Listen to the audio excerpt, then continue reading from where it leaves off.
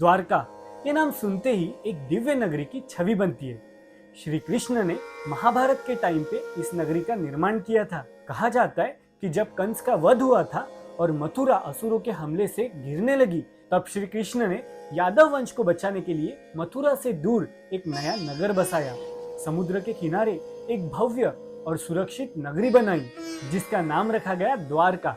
ये नगर न सिर्फ सुंदर था बल्कि सैन्य और व्यापार के लिए लिहाज से भी बहुत मजबूत था।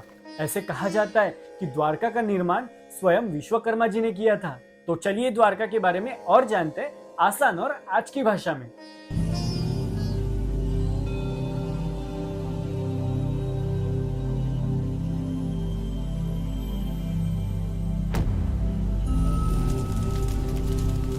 एक समय ऐसा आया जब ये पूरी नगरी समुद्र में समा गई। पुराणों के अनुसार श्री कृष्ण के शरीर त्यागने के बाद द्वारका नगरी समुद्र में डूब गई। ऐसे क्यों हुआ? इसके पीछे एक आध्यात्मिक और कर्म सिद्धांत छुपा है। यादव वंश में धीरे धीरे अहंकार और अधर्म बढ़ गया था। एक श्राप और कृष्ण के जाने के बाद समुद्र ने इस पवित्र नगरी को अपने भीतर समा लिया। ये केवल एक नगर का डूबना नहीं था, ये एक युग के अंत की निशानी थी। इस घटना को प्राकृत प्रलय भी कहा जाता है। अब बात करते हैं उस श्राप की जिसने सब कुछ बदल दिया।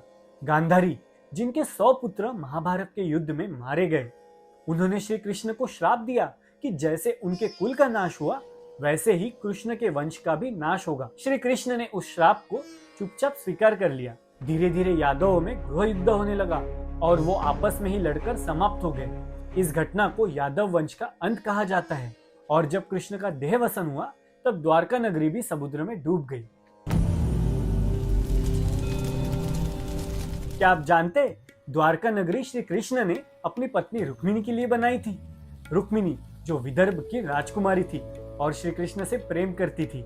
जब रुक्मिणी का विवाह शिशुपाल से तय हुआ तब कृष्ण उन्हें भगा कर लाए। शादी के बाद उन्होंने एक सुरक्षित और भव्य स्थान की आवश्यकता महसूस की और फिर उन्होंने द्वारका का निर्माण करवाया, जो आगे चलकर 16,108 रानियों का भी घर बना।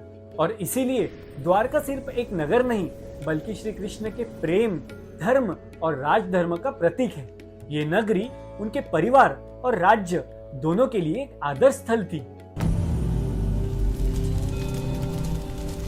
बेट द्वारका एक छोटा सा द्वीप है जो मुख्य द्वारका से करीब करीब 30 किलोमीटर की दूरी पे है। ऐसे माना जाता है कि यहीं पे श्री कृष्ण अपने बचपन के दोस्त सुदामा से मिले थे।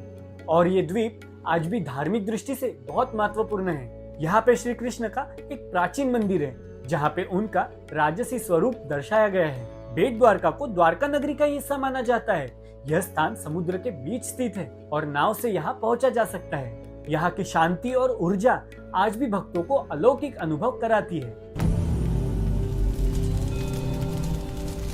2001 में एक बड़ी घटना ने सबका ध्यान खींचा। गुजरात के समुद्र तट के पास वैज्ञानिकों ने समुद्र के नीचे एक नगर के अवशेष पाए। यहाँ पे पत्थर की दीवारें, मंदिर जैसी रचनाएं मिली। कार्बन डेटिंग से ये प्रमाण मिले कि ये अवशेष लगभग 3000 से 4000 साल पुराने हैं।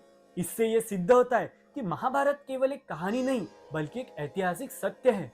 आज भारतीय पुरातत्व विभाग और समुद्री वैज्ञानिक इसी खोज पर लगातार काम कर रहे हैं। ये खोज पूरे विश्व के लिए चौंकाने वाली थी। द्वारका की कथाओं को कुछ लोग मिथक मानते तो कुछ लोग ऐतिहासिक सच, लेकिन जब पौराणिक ग्रंथ, समुद्री खोज और श्रद्धा मिलती है तो एक नई रोशनी मिलती है। महाभारत को पहले कल्पना कहा जाता था लेकिन अब उसके प्रमाण मिलने लगे हैं। द्वारका की कहानी केवल धार्मिक नहीं, ऐतिहासिक और सांस्कृतिक धरोहर भी है। यह हमें सिखाती है कि सत्य और धर्म की नींव पे बना हुआ हर साम्राज्य अमर हो सकता है, चाहे वो जल में डूब जाए, लेकिन उसके सिद्धांत अमर रहते हैं। द्वारका आज भी श्रद्धा और रहस्य का केंद्र बनी हुई है। तो अगर आपको ये रहस्यमय यात्रा पसंद आई हो तो हमारे चैनल कथा और कर्मा को सब्सक्राइब करना ना भूलें। वीडियो को लाइक और कमेंट करके जरूर बताइए। हम फिर आएंगे एक ऐसी ही नई आध्यात्मिक और ऐतिहासिक कहानी के साथ। तब तक धन्यवाद।